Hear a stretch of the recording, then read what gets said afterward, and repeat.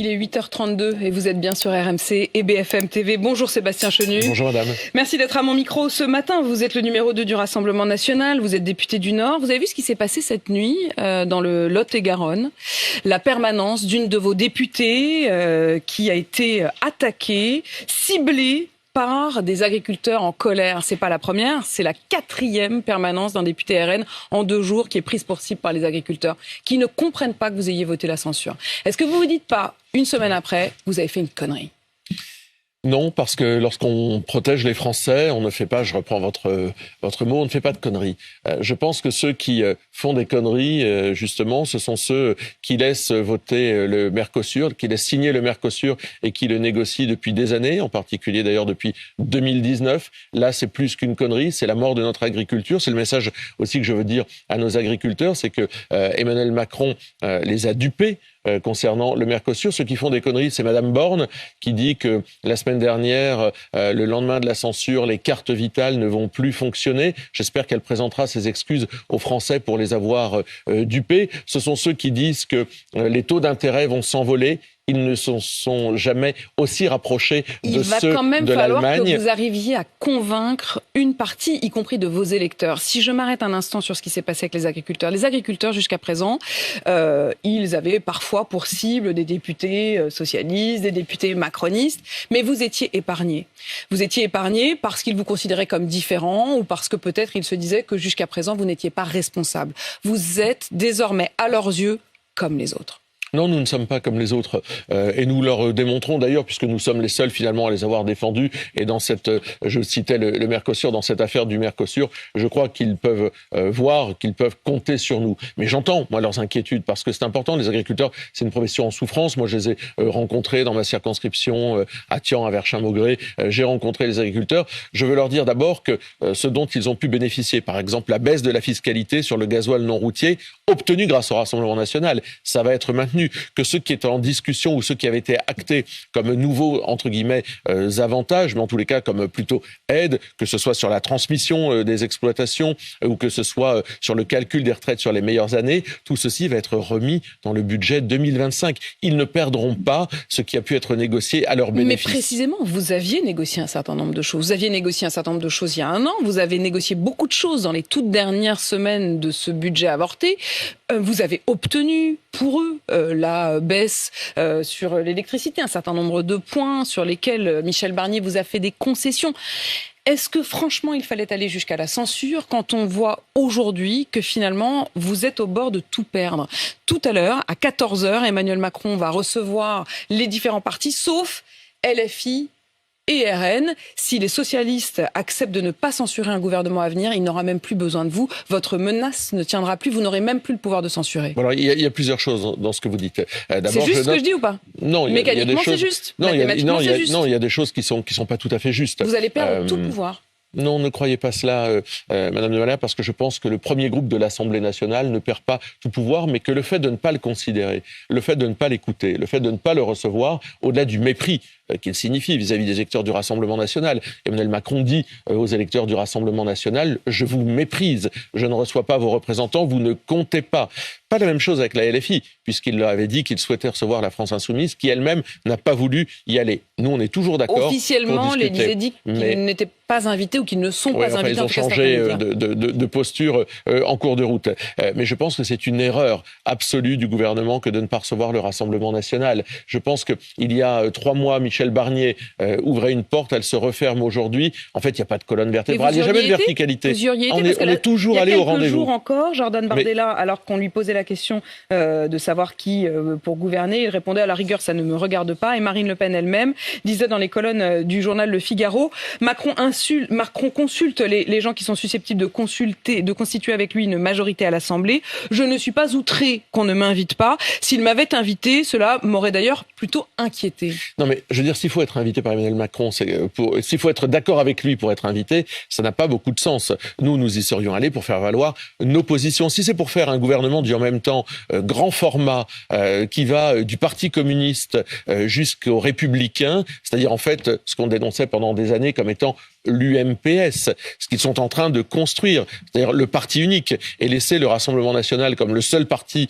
d'opposition qui défende les Français. LFI, du coup. Enfin, LFI n'est pas un parti qui souhaite construire, c'est un parti qui souhaite bousculer les institutions.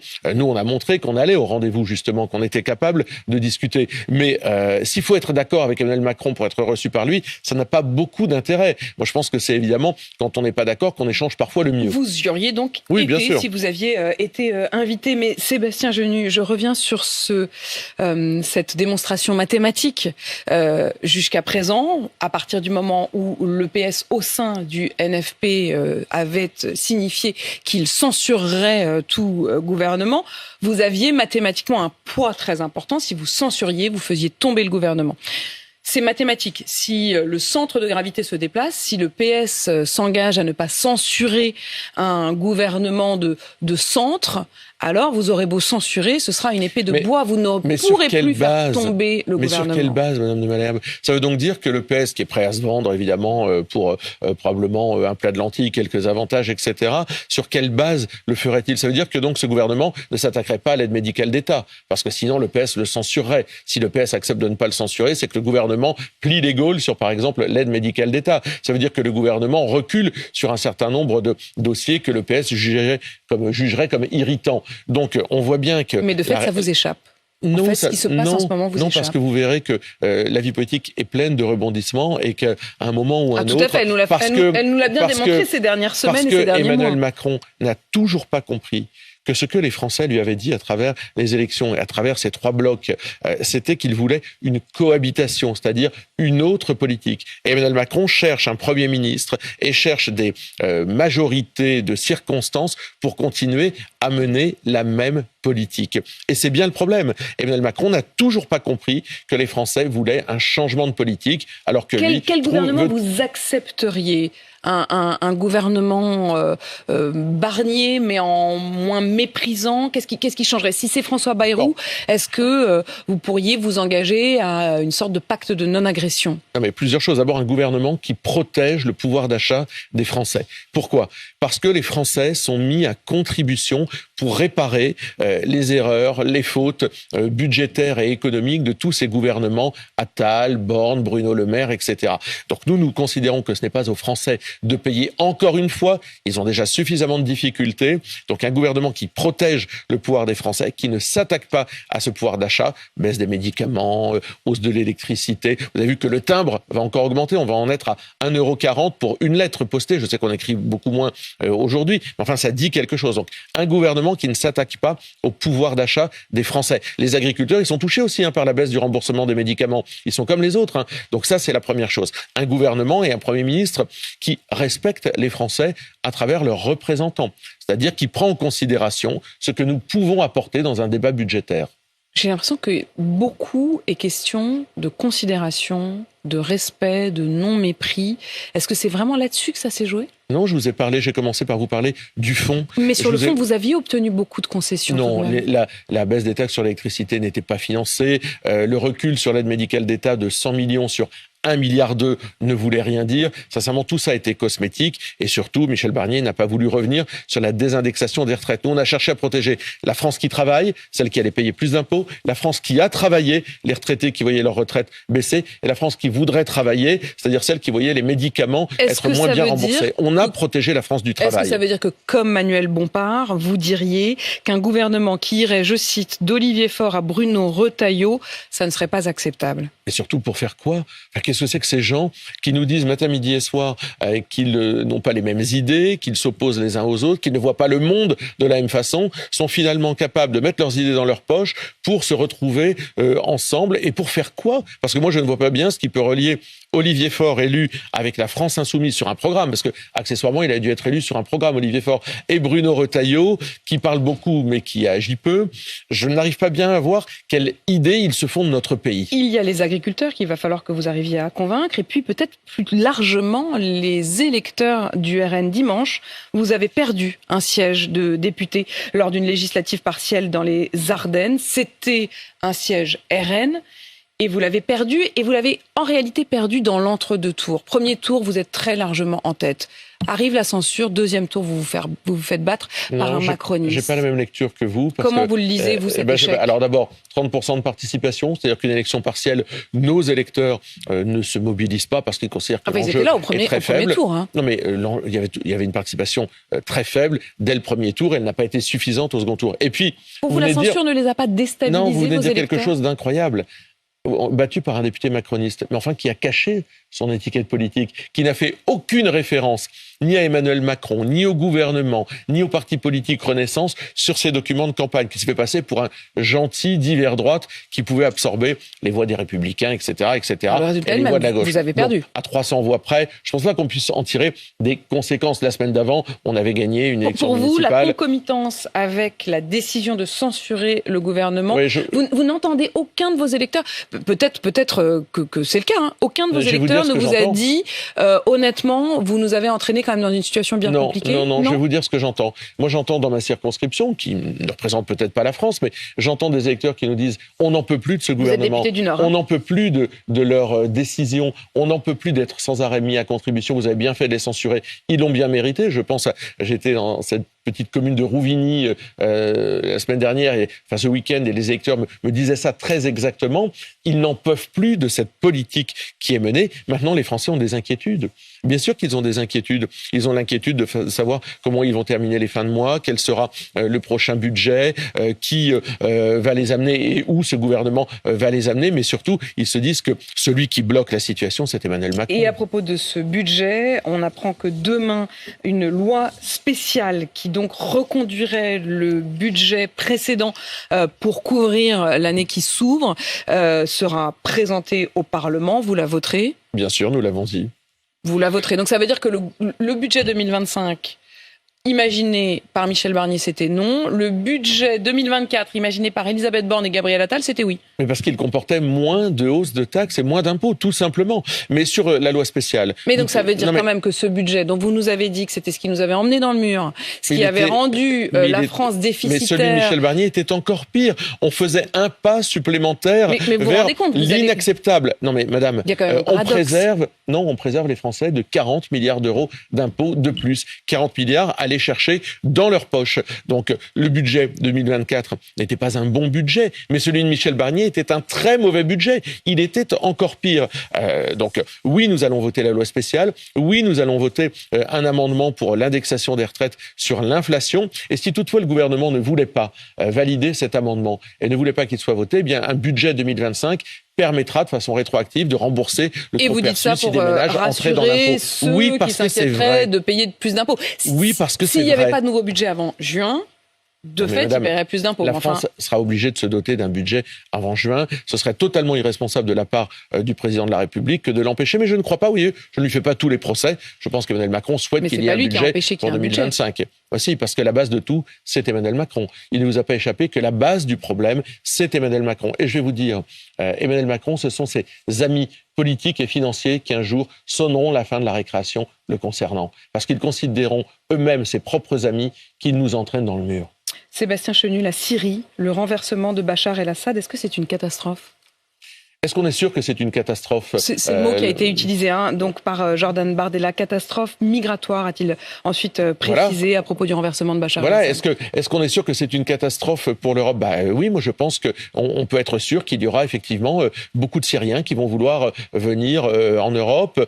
Certains vont vouloir peut-être repartir, mais en tous les cas, il y a 30 000 Syriens aujourd'hui, par exemple en France.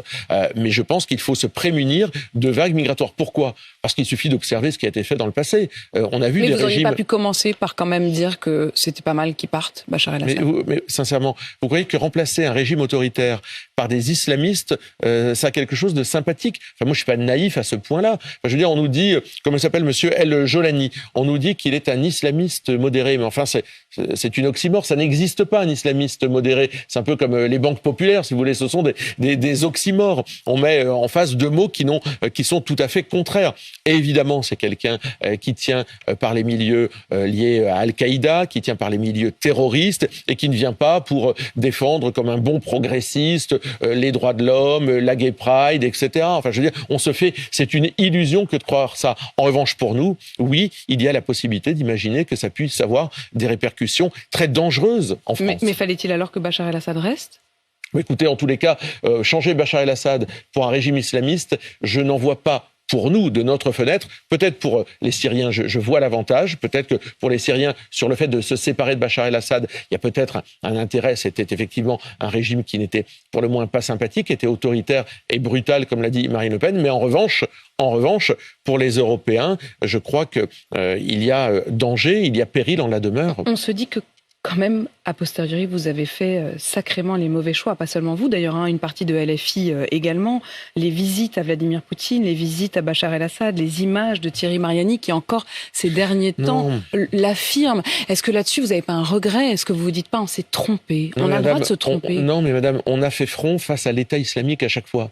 On n'a pas soutenu Bachar el-Assad. On a dit que le maintien... on a dit que le maintien de Bachar el-Assad pour empêcher l'État islamique et la nécessaire discussion avec les services de renseignement syriens était une évidence, était une nécessité, parce que nous sommes sous la menace terroriste. Donc si l'idée c'est de dire, écoutez, c'est bien sympathique, arrivent des islamistes, à moitié Daesh, à moitié Al-Qaïda, et il faut s'en satisfaire, non, ce n'est pas une solution qui ne comporte pas de danger pour le pays. Jean-Luc Mélenchon avait dit également qu'il s'en remettait à Poutine, je cite, pour trouver une solution au conflit syrien. Est-ce que c'est pas pour ça, au fond, que ni vous, ni LFI n'êtes invités aujourd'hui à l'Élysée? Est-ce que finalement tout ça n'a pas un rapport? Vous avez la même vision du monde? Non, nous n'avons pas la même vision du monde. Nous protégeons la France de l'islamisme. Je ne crois pas que ce soit le cas de Jean-Luc Mélenchon. C'est le moins qu'on puisse dire. Vous savez, dans cette affaire-là... Vous n'avez pas de regret?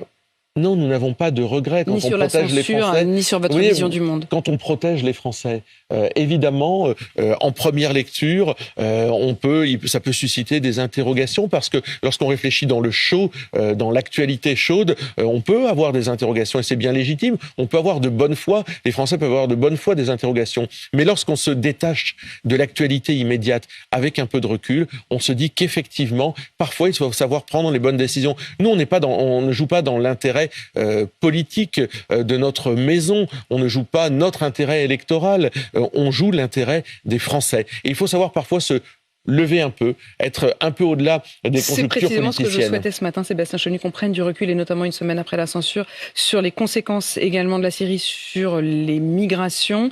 La France envisage de limiter le droit d'asile des Syriens, comme viennent de le décider l'Allemagne, l'Autriche, le Danemark, la Norvège ou la Suède. Faut-il effectivement suspendre ou geler toutes les décisions concernant les demandes d'asile syriens? Oui, absolument, immédiatement, et c'est pas suffisant. Il faut revoir la liberté de circulation dans Schengen pour les non-européens, et il faut immédiatement faire en sorte que les demandes d'asile soient émises depuis les pays d'origine. Faut-il aller jusqu'à ce que fait l'Autriche, qui a décidé non seulement de suspendre les demandes d'asile, mais également de mener un programme, je cite, d'expulsion et de suspendre tout regroupement familial?